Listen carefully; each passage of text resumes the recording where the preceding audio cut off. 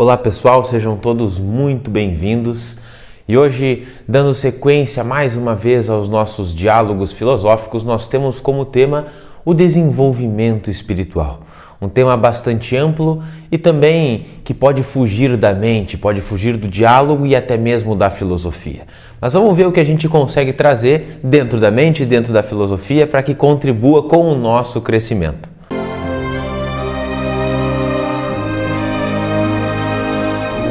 Então, mais uma vez, sejam todos muito bem-vindos, muito bem-vindas e, como de costume, estou aqui com o Maurício, com o Cristiano. Vamos compor juntos o tema de hoje, que é o desenvolvimento espiritual. E temos várias abordagens possíveis para trilhar esse desenvolvimento. Uma delas é pegar essencialmente as palavras, destrinchá-la um pouco e depois irmos para outras implicâncias que os termos podem nos trazer. Eu acho bastante paradoxal, porque estava refletindo sobre o tema do desenvolvimento espiritual e, claro, nós três aqui estamos nessa caminhada, não chegamos a nenhum cume, nenhum ápice, então é difícil a gente abraçar tudo o que o tema envolve, né? Estamos trilhando esse caminho, mas quando eu fui refletir sobre o que é o espiritual, o que é este termo, eu me deparei com algo que para mim tem muito sentido, que é a verdade. O espiritual é aquilo que é verdade. E aí eu cheguei numa impossibilidade filosófica, porque chegando na verdade, não há como desenvolver a verdade, ela é já o próprio desenvolvimento, é como diz até mesmo a grande máxima, não há nada superior à verdade. Então, como vou eu querer desenvolver algo que já é perfeito? E fui buscar alguns paralelos que já havia visto em algumas tradições e voltei novamente a que primeira me chegou, que foi ao taoísmo, no conceito de Wu Wei.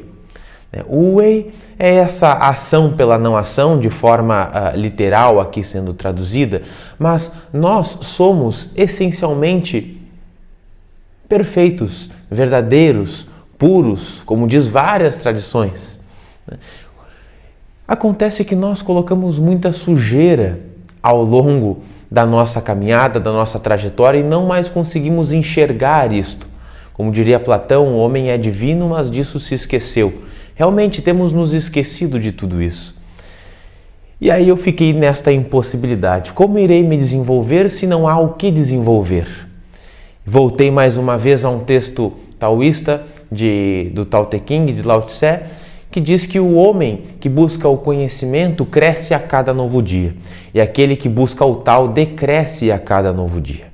Ou seja, para que a gente encontre essa verdade, encontre o nosso verdadeiro ponto espiritual, é necessário estar vazios. Vazios de desejos, vazios até mesmo de ações, para que essa espiritualidade, isto que é real e verdadeiro, simplesmente desabroche em nós. Mas aí, claro, existe todo um trabalho para que isso seja feito. E eu acredito que vá dentro desse trabalho a nossa conversa, o nosso diálogo hoje, porque senão não tem conversa, não tem diálogo, é simplesmente não fazer nada. Que alguns entendem como meditação.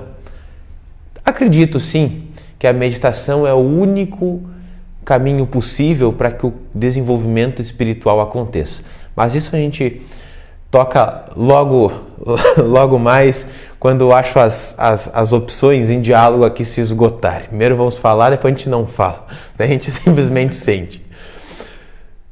É isso. Maravilha. Gratidão a todos aqui, aos colegas presentes e principalmente a vocês que estão nos assistindo, pois esse tema nos toca não apenas enquanto buscadores espirituais, mas nos toca enquanto seres humanos. Se existe uma constância da existência humana, é essa inquietação e fascinação com o mistério. Então, quando falamos de espiritualidade, falamos de um fenômeno muito curioso, milenar, que é o fato de que diante do mistério Nós nos sentimos inquietos, algo em nós se incomoda, mas também algo em nós é atraído por esse mistério. A pergunta é: o que em nós é atraído pelo mistério? E eu ouso dizer que é o mistério em nós. O mistério dentro de nós dialoga, conversa com o mistério ao redor e além de nós. Ao longo dos séculos, esse diálogo entre mistérios foi chamado de filosofia, foi chamado de espiritualidade, de magia, em muitos setores.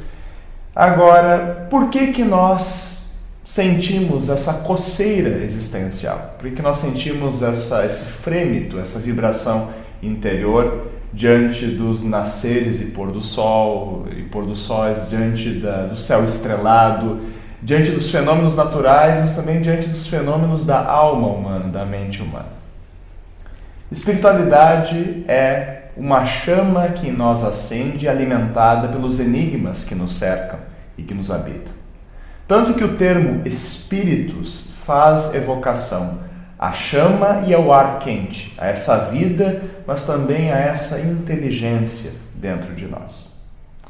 Quando falamos de desenvolvimento espiritual, estamos falando de algo que se desenrola. Desenvolvimento significa isso, você tem um novelo, várias camadas envolvidas, e essas camadas vão se desdobrando, se abrindo como pétalas de uma flor.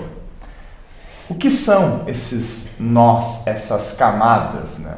Nosso ser cebola. O que constitui o nosso ser cebola? A nossa flor em desabrocho. Significa que nós, talvez, vamos colocar aqui como talvez, sejamos seres multidimensionais.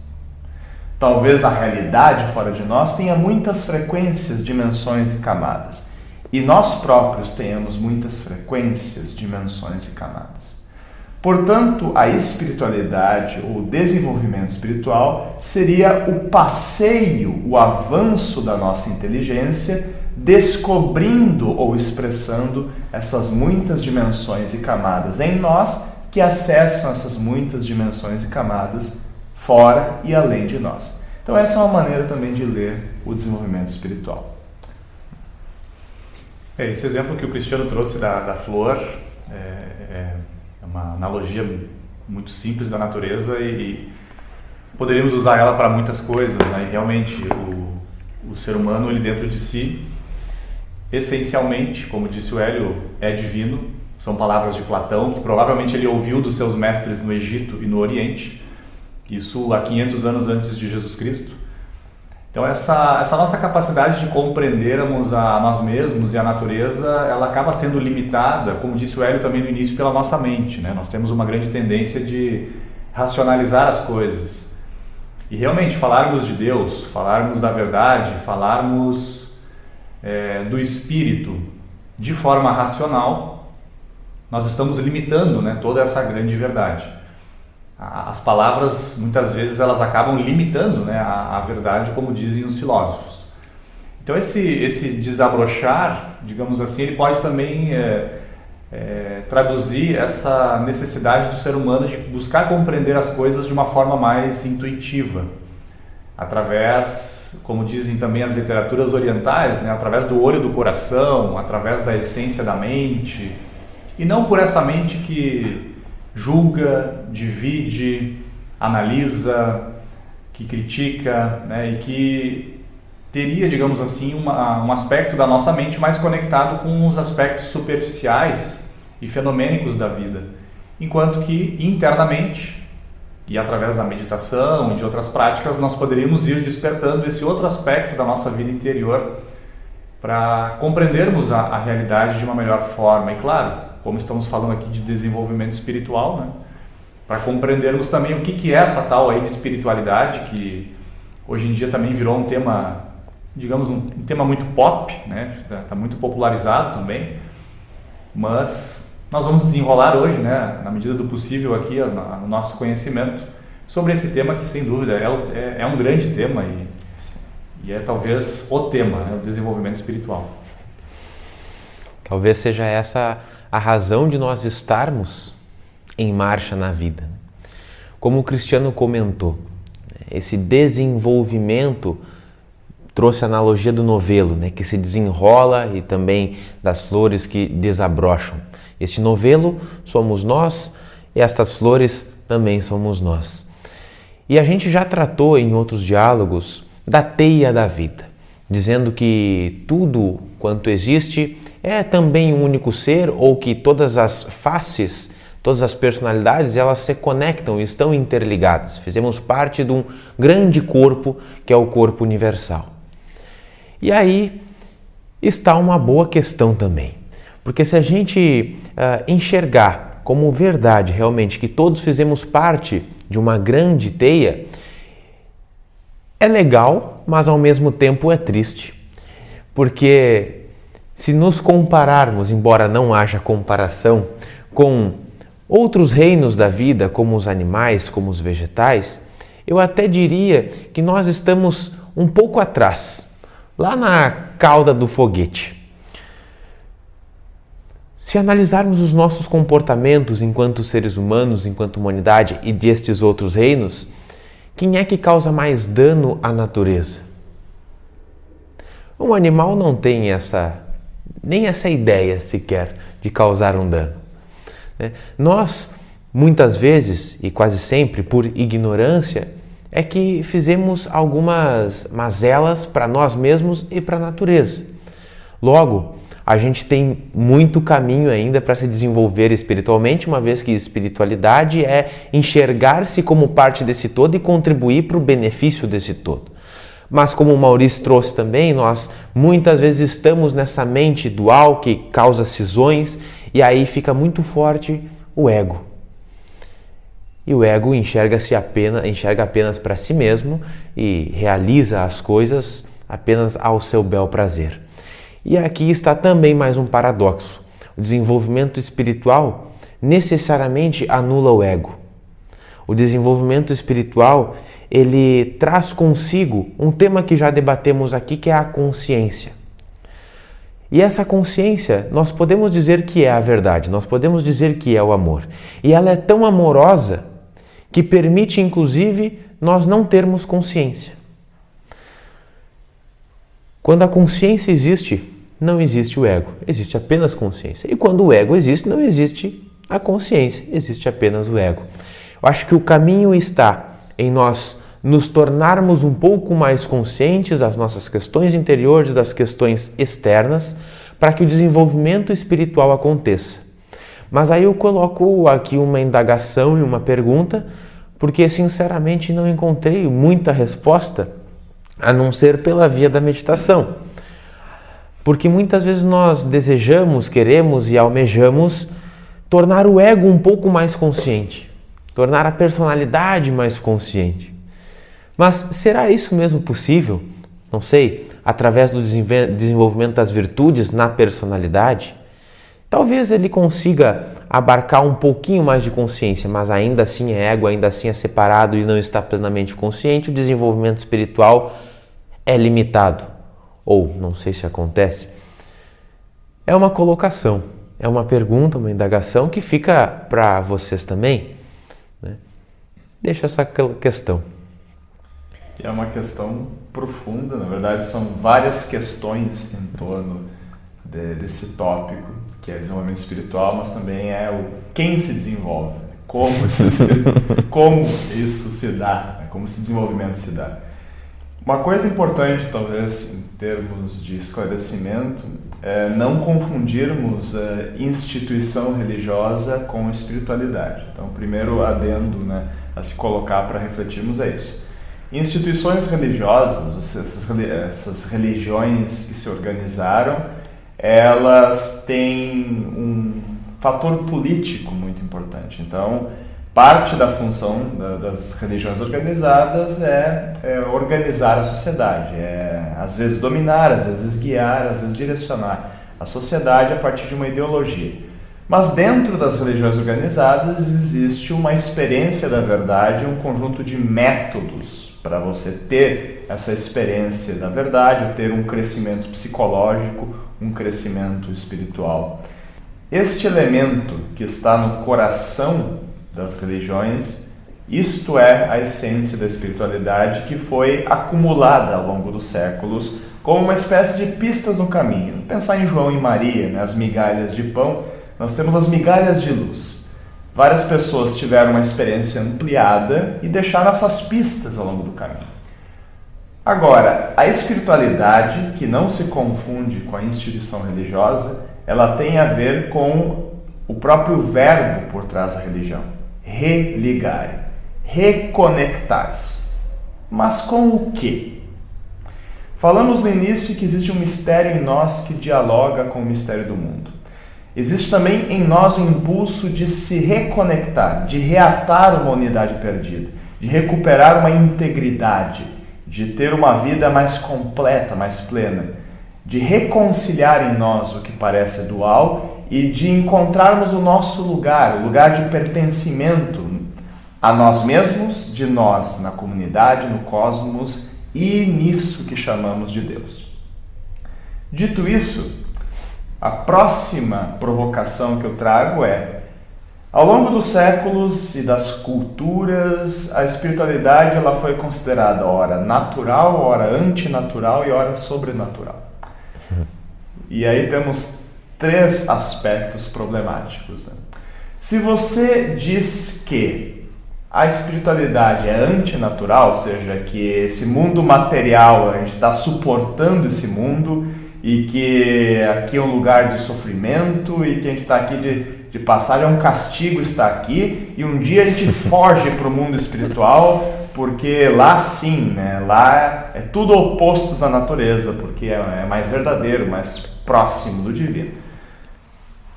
Muito bem, esse discurso dominou durante muito tempo.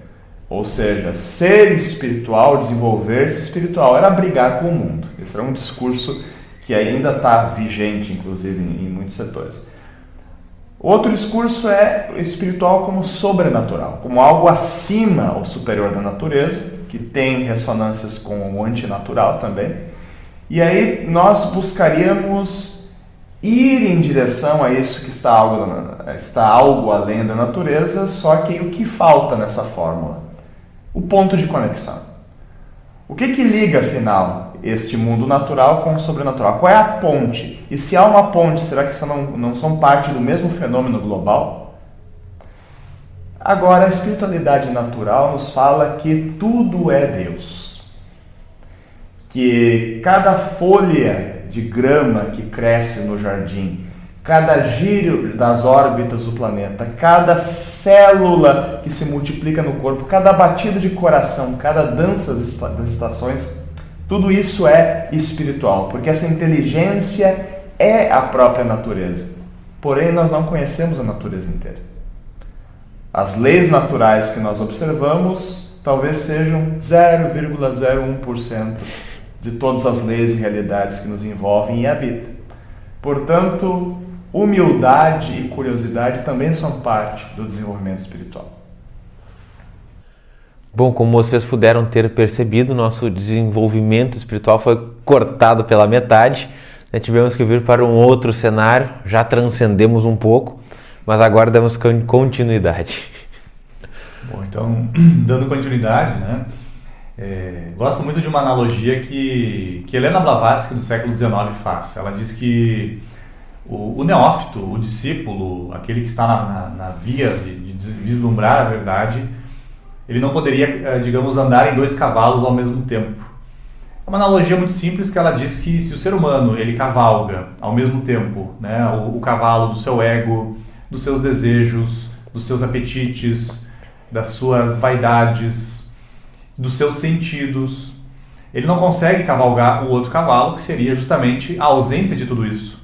Então, como o Cristiano e o Hélio já falaram, né, principalmente dentro da via oriental, nós percebemos muito essa ideia de que espiritualidade não é colocar coisas. Pelo contrário, é tirarmos, né? Purificação de desejos, purificação de qualquer elemento que esteja escondendo de fato a nossa verdade interior. Porque todos os mestres já disseram isso, né? A verdade ela se encontra dentro, o reino dos céus se encontra dentro. Lao Tse, que admiramos muito, né? Deixa bem claro no seu Tao Te Ching que para vislumbrarmos o tal, somente o caminho interior. Só que esse caminho interior ele passaria, né, por esse processo de ir desfazendo o ego, de purificar muitos elementos que não participariam dessa joia rara, dessa joia, desse grande diamante que seria, no caso, essa verdade, esse mistério que habita todos nós. E esse é um caminho natural, que se nós tivermos a coragem para encarar e para trilhá-lo, porque de fato exige bastante coragem, porque é abrir mão de certa forma de nós mesmos, ou pelo menos da ideia que nós temos de nós mesmos, que é muitas vezes esse apego à personalidade, aos nossos desejos e enfim. Mas você fala bastante também, e para mim fez muito sentido durante bastante tempo o desenvolvimento das virtudes, como também um crescimento espiritual. Mas se a gente tiver a coragem para fazer isso que o Maurício trouxe aqui, que é simplesmente ir deixando de lado ou não colocando tanta atenção às nossas paixões, aos nossos desejos mais instintivos, egóicos, eu diria, as virtudes elas simplesmente vão brotando, elas vão surgindo. Porque como citei lá no início, nós essencialmente já somos tudo isso. E ela simplesmente ganha voz, ganha vida. E já citou também que todos falaram isso. Vós sois Buda, nós somos o Buda, nós somos essa grande consciência.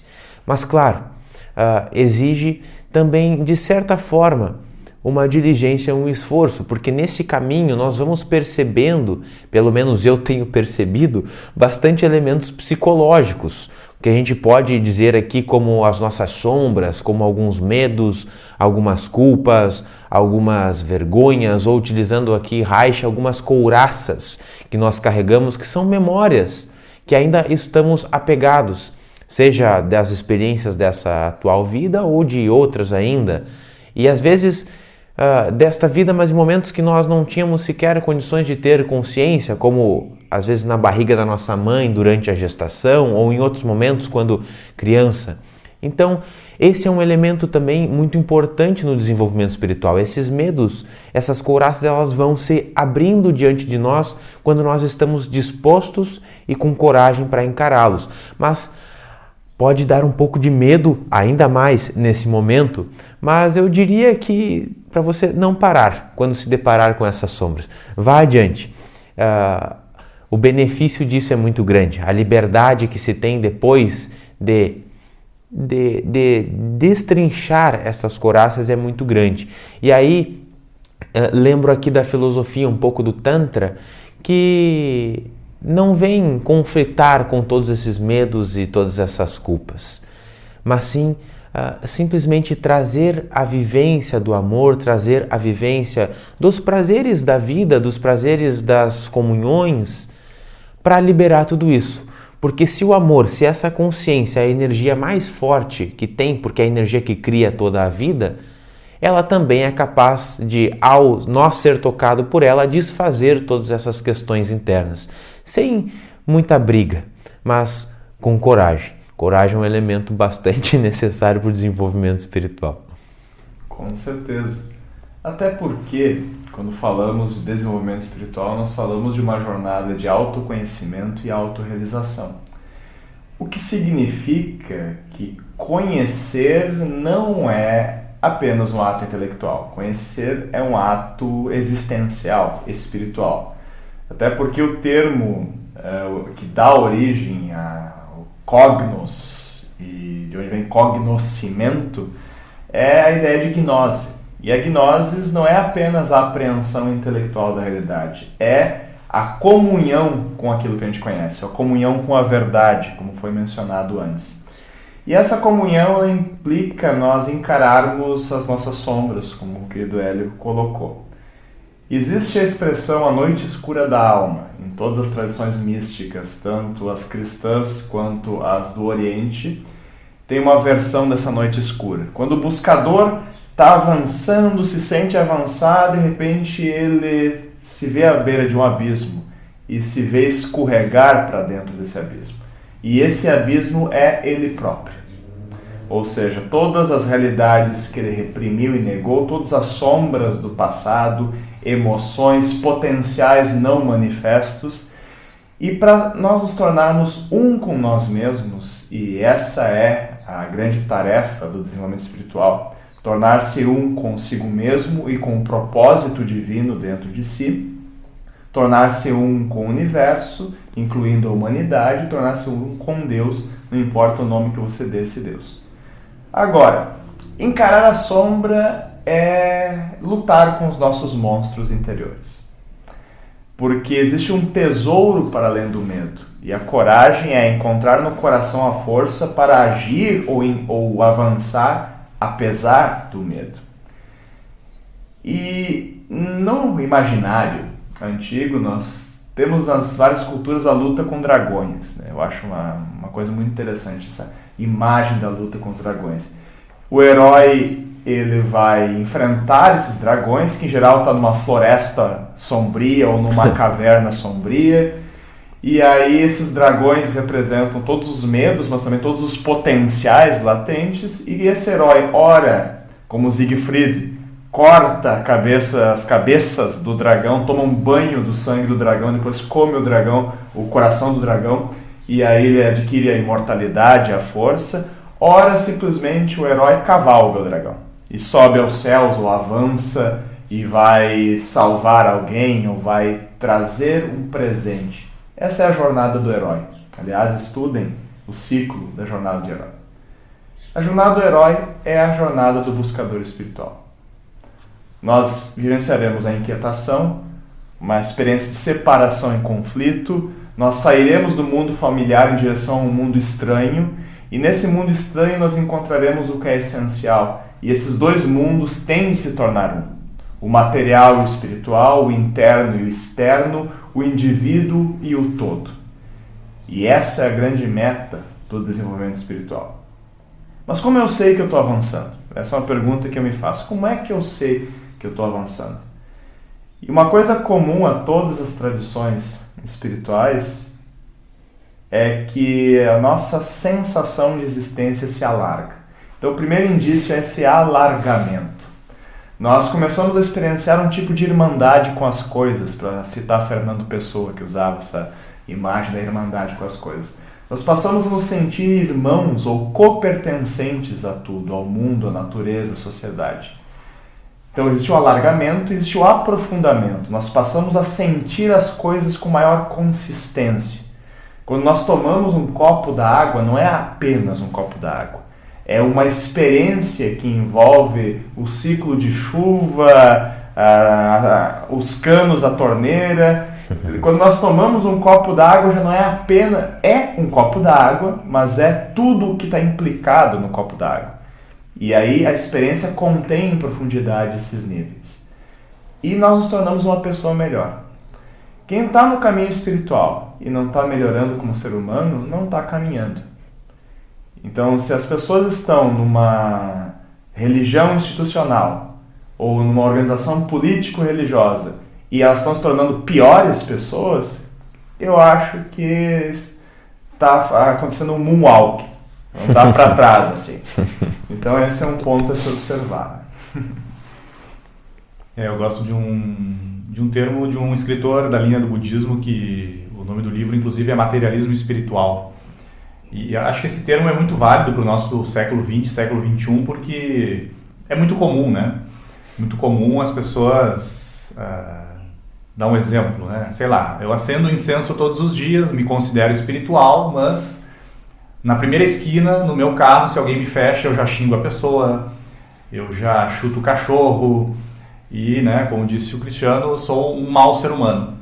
Então, na prática, né, um dos indícios também que acredito que, indo na linha do filósofo Sirihan, que eu pessoalmente admiro muito, sim, ele tem uma frase que diz que para percebermos se um ser humano ele é sábio ou não, se ele é consciente ou não, se ele já despertou a sua consciência espiritual ou não, é simplesmente perceber como esse ser humano reage às situações.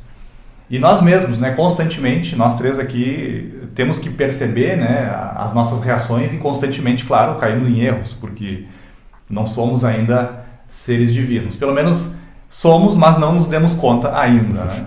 E acredito que vocês também não se deram conta e por isso estão vendo esse vídeo aqui, né? Então essa ideia de irmos percebendo, né? Como reajo? Como que é a minha primeira reação do meu eu animal? Será que é o meu eu humano que reage? Ou será que é o meu eu espiritual, meu eu divino que reage diante das situações, das circunstâncias? Esse é um trabalho para 1, 2, 3, dezenas e centenas de vidas, dezenas de experiências, mas como já dissemos aqui, essa é a finalidade da nossa vida, né? Algo que eu gostaria de tocar também, que de certa forma já foi dito, mas não com essas palavras, que o desenvolvimento espiritual não vai te tornar melhor. O desenvolvimento espiritual não é para nos tornar pessoas melhores. Pelo menos não para essa instância que muitas vezes nós acreditamos ser, né? Do nosso ego, da nossa personalidade. Ela vai justamente nos colocar para fora de tudo isso. E aí que entra muito a chave da meditação, e por isso que eu citei antes a coragem, e o Cristiano desdobrou muito bem esse elemento, é porque se a gente sai na rua perguntando para as pessoas, né, você não quer ser você? É difícil que as pessoas digam que elas queiram não ser elas, porque na maioria das vezes nós batalhamos para ser quem nós somos. É só que o desenvolvimento espiritual vai, na maioria das vezes, nos tirar de nós. Vai nos colocar para fora, vai expandir a nossa vivência no mundo e criar esse senso de irmandade. Mas isso é um atentado para essa mente mais dual, para essa mente instintiva, que é também muito necessária para viver no mundo, numa sociedade como a que a gente vive e como a gente construiu. Então, por isso é necessário bastante coragem. Mas a meditação, ela é muito linda, muito bela, porque ela vai respeitando o nosso atual estado de consciência. Ela vai colocando como se fosse doses homeopáticas na nossa atual consciência para ir lentamente, pouco a pouco, expandindo. E sim, há um melhoramento enquanto ser humano no desenvolvimento espiritual e com a prática da meditação, que é o caminho para isso, pelo menos na minha perspectiva. Mas é quando nós nos deparamos com nós mesmos, quando descobrimos e respondemos aquela grande pergunta, né? Quem é você ou quem somos nós? Aí sim a gente consegue ter uma dimensão um pouco maior desse despertar e desse desenvolvimento espiritual. Mas percebendo e dando também uma chave do que acontece, como eu percebo que eu estou avançando, eu colocaria o seguinte: se as coisas, todas elas, estão se tornando mais simples, eu acho que é um bom indício que nós estamos avançando e tendo um desenvolvimento espiritual também.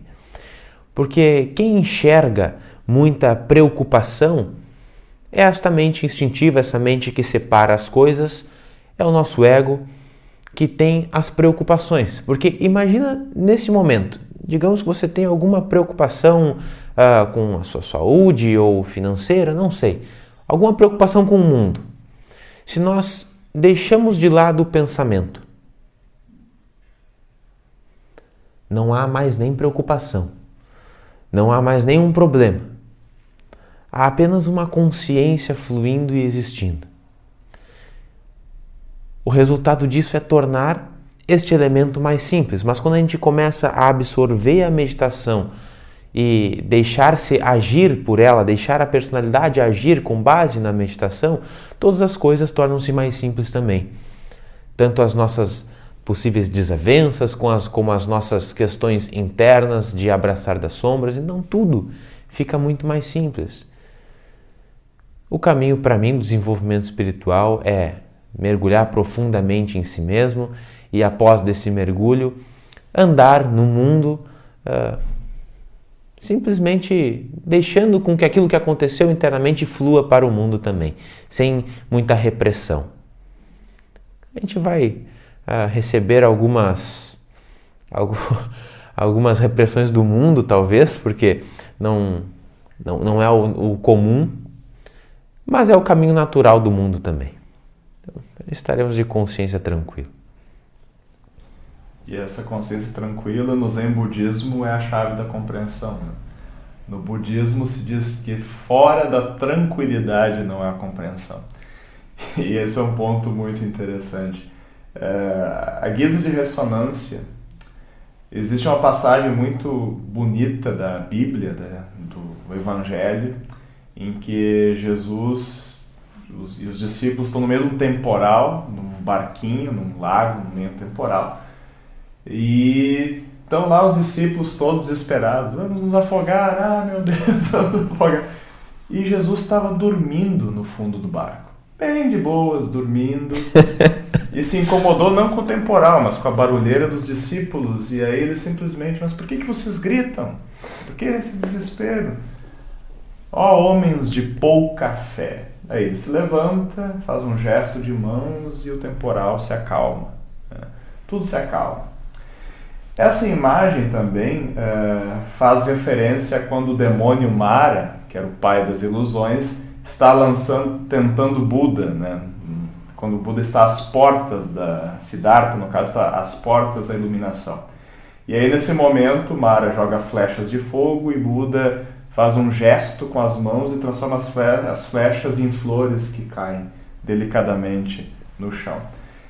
E essa atitude e gestos que são interessantes, por quê?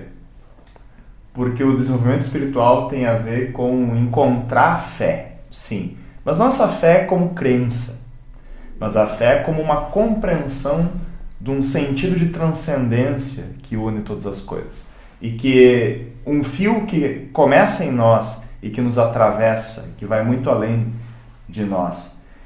E a fé também é um foco. Ter fé é ter foco. Isso é um elemento que é essencial na busca espiritual. A fé é a compreensão de um sentido de transcendência, mas a fé também é um foco. Porque o foco é necessário para você criar um buraco nas paredes e muros que nos separam das realidades internas e externas. Porque o desenvolvimento espiritual é o fim da ilusão da separação. E indo na linha que o Hélio e o Cristiano acabaram de trazer, né, acho que também trago aquela passagem da Bíblia que Jesus fala que enquanto não nos tornarmos puros como as crianças, não vislumbraremos o reino dos céus. E essa pureza, essa mentalidade, que não é uma mentalidade infantil, né, mas é uma pureza inicial, ela é conquistada, né, através de um processo, através de transformações. É preciso coragem, como já falamos, é preciso entrar para dentro, é preciso enfrentar dragões, minotauros, monstros internos. E na medida dessa purificação, né, a gente vai voltando a essa pureza original, voltamos ao Pai, que o Pai muitas vezes está conectado com essa imagem do espiritual, né, uma conotação das religiões monoteístas, né, que tem essa divindade antropomórfica, com características humanas. Mas eu gosto muito dessa passagem da Bíblia porque realmente está muito conectado com o que o Hélio falou também da simplicidade, né? A necessidade do ser humano voltar a ser simples, porque essa talvez é uma das principais virtudes de pessoas espiritualizadas. Para seguir, dentro dos exemplos de Jesus Cristo aqui, ainda pegando o elemento da fé, né? Algo que se desdobra dentro da fé também é a confiança, né? Porque se tem fé, se tem essa compreensão de que tudo está conectado, tudo é uma única coisa, então você tem confiança também. O barco não vai afundar, né? O nosso barco não vai afundar, porque estamos amparados pelo todo. E quando temos essa fé que se transforma numa confiança no processo da vida, porque a gente entende que a vida quer apenas o nosso bem, quer apenas o nosso melhor, pode não ser o bem que a gente imagina que seja o bem para nós, né? Tem às vezes não é a mesma ideia, mas essa confiança nos dá tranquilidade para andar por sobre a vida de forma suave, de forma simples. E quando a gente consegue manifestar isso, trago a outra frase de Cristo, que é: tudo mais nos será dado por acréscimo. E aí a gente perde o medo e perde também as preocupações que a mente traz, porque imagina se eu me lançar nessa confiança, muitas vezes pode soar como: nossa, mas então eu não vou mais trabalhar para ter o meu dinheiro, o meu sustento, e aí o que vai acontecer comigo se eu não tiver isso, porque eu vou parar debaixo da ponte, eu tenho que dar de comer para as crianças e para não sei o que. E aí cria um tumulto em que já se perde a confiança, já se perde muitos dos preceitos necessários para que o desenrolar das sincronicidades, que é o que a vida nos traz e que nos apresenta para a gente ter as experiências e desenvolver-nos espiritualmente, isso se perde também. Então, quando passamos a ser mais confiantes na vida, fruto de toda essa compreensão, é também um sinal de que estamos no progresso, estamos nos desenvolvendo espiritualmente. Um outro símbolo, uma outra imagem que a gente pode trazer aqui, que já citaram os dragões, Maurício já citou o Minotauro, mas é a imagem do centauro. O que é o centauro? É o homem, o corpo de homem em cima, o tronco, e embaixo é o eu animal, né? Então, isto traz a imagem também de que quando nós conseguirmos fazer o ser humano imperar sobre o nosso eu animal, sobre as nossos quereres mais instintivos e egóicos, aí também o desenvolvimento espiritual acontece com mais naturalidade. Agora, muitas vezes isso é interpretado como uma repressão total sobre os aspectos instintivos e animais, e não é esse o caminho.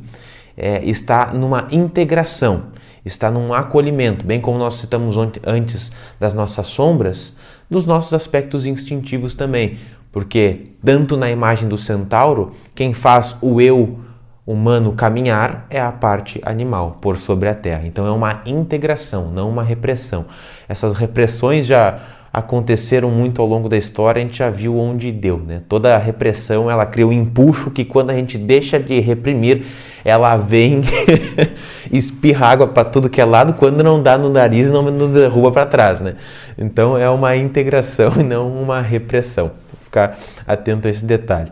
E às vezes a gente tem a tendência de reprimir, né? Porque nós estamos na matéria, a matéria ela tem essa tendência de ser mais rígida, então a gente, por estarmos aqui, temos às vezes uma tendência natural de sermos rígidos com nós mesmos. Mas a gente evoca o bambu, absorve um pouco da sabedoria do bambu, da flexibilidade, e fica mais fácil. E esse é um ponto importante. Outra metáfora comum, né? Pegando budismo, hinduísmo e cristianismo, Jesus também disse que o reino dos céus é como um grão de mostarda, que vem a imagem da simplicidade de novo. Porque a mostardeira, no Oriente Médio, ela tem um grãozinho muito pequeno, quase imperceptível, parece um grão de pó. Mas a árvore produzida por esse grão é gigantesca. E, de certa maneira, quando falamos que o acesso à consciência, né, que um grão de consciência desperto permite ver a árvore do mundo, a árvore da vida, Yggdrasil, isso é muito poderoso. Quando nós, um grão de consciência, quando nós liberamos a energia, né, contida num grão da nossa existência e expandimos essa energia como consciência, e temos um vislumbre da árvore do mundo, que é uma imagem muito interessante, que contém em si a referência ao espelhamento, à correspondência, assim como está acima, está abaixo, assim como está dentro, está fora. A imagem da árvore é importante porque, para que a copa alcance o céu, daquilo que nós entendemos como espiritualidade elevada, é preciso que as raízes estejam muito bem cravadas na terra. Carl Gustav Jung foi inclusive um pouco mais ousado e disse que a árvore que almeja os céus tem que ter raízes cravadas no inferno. Ou seja, o que se banha na luz bebe na sombra. E essa é a imagem que os budistas, os taoístas também, mas principalmente os budistas e os hindus, utilizam ao falar da espiritualidade com uma flor de lótus. A lótus, a raiz da lótus se emaranha no lodo profundo dos lagos. E ela se alimenta nesse lodo, produz um filame que vai se tornar um caule, e aí sobre a superfície do lago desdobra uma folha arredondada e sobre essa folha imaculada desabrocha a flor. Agora, se você cortar a raiz, não há flor. Se você interromper o fluxo de seiva do caule, não há flor. Para que haja essa flor que nos cativa e que é banhada pelo sol, as raízes têm que estar bebendo na sombra. E aí vamos para uma metáfora taoísta. Os taoístas falam de Jin. Jin é a nossa essência, também é a nossa potência vital. É a Kundalini nas tradições hindus e budistas. E o Jin tem a ver com essa raiz. É preciso que nós tenhamos raiz na existência, senão nós não estaremos nem aqui. Se nossa raiz não estiver colada nesse mundo, nós não podemos nos expressar e aprender nesse mundo. Mas a energia que brota dessa potência flui através do caule. Tudo que nós somos, essa coluna que fica ereta, a energia flui. Então é preciso Chi, energia, que vem da alimentação, da respiração, das trocas. É preciso que a nossa potência libere energia. Para quê? Para que a consciência possa se expressar no mundo, mas também evoluir e aprender. Agora, de cima para baixo funciona também. Quanto mais essa flor da consciência bebe do céu, né, capta os orvalhos do céu, mais ela pode nutrir a energia direcionando para que nutra a base, para que fortaleça a nossa condição de existência, para que estendamos a vida e qualificamos a vida. Portanto, desenvolvimento espiritual não é quebra, mas é integração. Entre o em cima e o embaixo, o material espiritual, o dentro e o fora, tudo é um. E essa é a chave. É um desafio, né, para a humanidade do século XXI, que tem apps, né, que a gente só aperta um botão ali, a gente recebe comida em casa, né, e outros prazeres da vida, né, que nós temos um acesso muito facilitado nos dias de hoje. Indo nessa linha de pensamento também do Cristiano, né, tá aí o nosso desafio. No meio desse mundo voltado fortemente para a tecnologia, esse fácil acesso a qualquer prazer que a personalidade possa ter, esse talvez é o nosso grande desafio dessa atual encarnação, né? Conseguir fazer essa harmonia, né, entre a busca espiritual e viver no mundo, porque isso não está desconectado, né? Adotarmos uma atitude de fuga em relação ao mundo atual também não é uma atitude correta, né? Nós temos que viver no mundo, como já disse o Hélio, precisamos viver pelo mundo, né? Para o mundo, porque a busca espiritual ela ilumina, né? Ela não é uma busca egoísta, ela é uma busca que contribui também com o que está ao redor. E aquele sentimento de irmandade que o Cris falou também, acho que também vem ao caso aqui, né? Isso realmente é um grande indício de expressão espiritual de um ser humano. Eu concordo que esse é o maior desafio. Principalmente porque às vezes nós temos um vislumbre da verdade, desse grande desenvolvimento dentro das nossas práticas, mas ao ir para o mundo isso se perde. Porque nós somos facilmente influenciáveis, né? Se nós fizemos parte dessa humanidade, há uma ressonância do fora com o dentro, e se isso não está bem firmado internamente, se as nossas raízes não estão lá no lodo, mas recebendo a luminosidade do todo, realmente é bem fácil a gente se perder, é bem fácil. Mas para ir encaminhando já a minha fala final aqui, eu vou trazer e vou insistir, porque acredito e para mim tem muitos bons resultados, a meditação como um elemento de busca e de desenvolvimento espiritual, porque esta consciência, esta presença, a verdade, o divino, tudo isso nós experienciamos a partir da meditação. E é o que permite os desenrolares, os desenvolvimentos espiritual na personalidade também acontecer. Mas isso a gente sabe. E nós temos muitas práticas, nós temos muitas propostas, mas quem pratica de fato é ainda uma minoria. Então que a gente possa ter a disciplina da nossa personalidade para colocar a consciência para viver, não é nem uma prática da personalidade. A personalidade ela tem que ser calada por um instante, por alguns instantes. Então que a gente possa ter essa coragem de iniciar esse mergulho profundo em nós mesmos e realizar uma revolução interna, né? Uma revolução.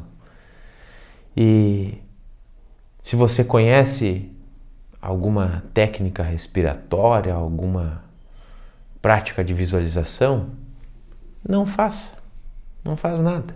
Simplesmente senta e não faz nada. Deixa simplesmente o vazio, o silêncio acontecer. Acho que esta é a prática. E aí o desenvolvimento se dá por si só. E é muito importante, né, a prática da meditação.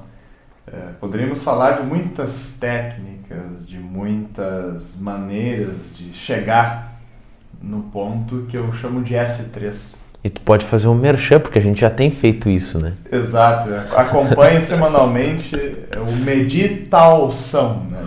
Lives no Instagram e também os cursos que serão veiculados, estão sendo veiculados. Porque meditar é estar vivo, né? Costumamos brincar que meditar é estar vivo, desde que a nossa vida esteja sendo emanada desde o nosso estado mais natural.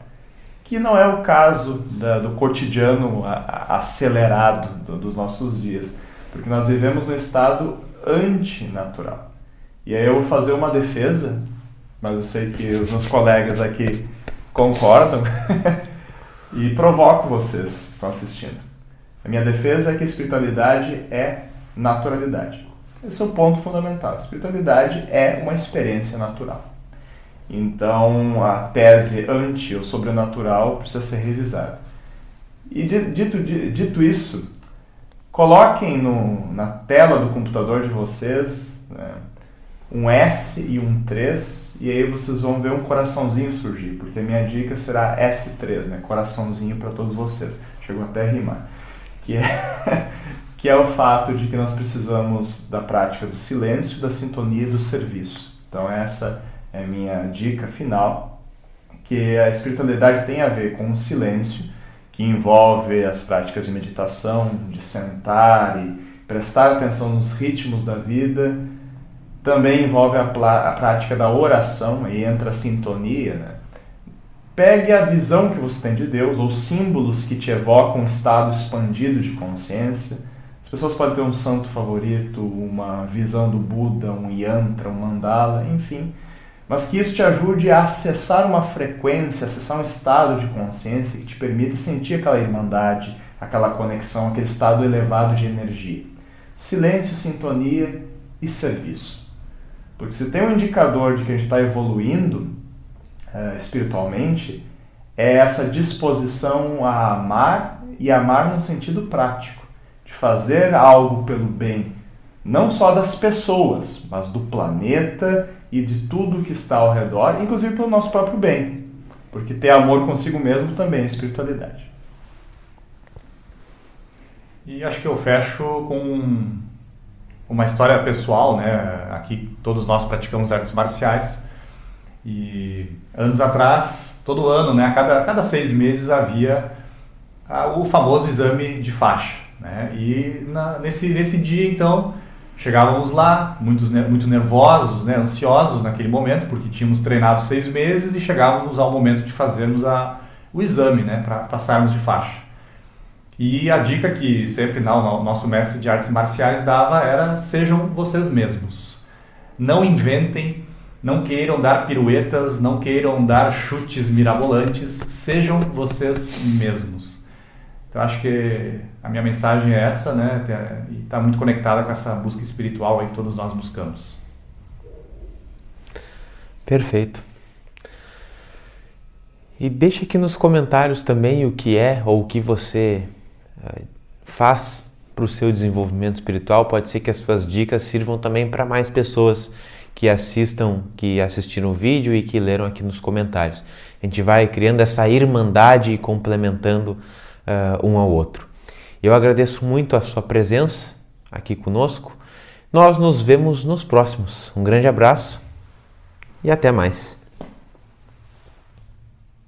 Gostou desse vídeo? Então lembre-se de deixar o seu like, isso nos auxilia bastante, e lembre-se também de inscrever-se no nosso canal. Assim você receberá sempre os nossos novos vídeos todas as semanas. Compartilhe também com quem mais você desejar e nós nos vemos nos próximos. Um grande abraço e até mais!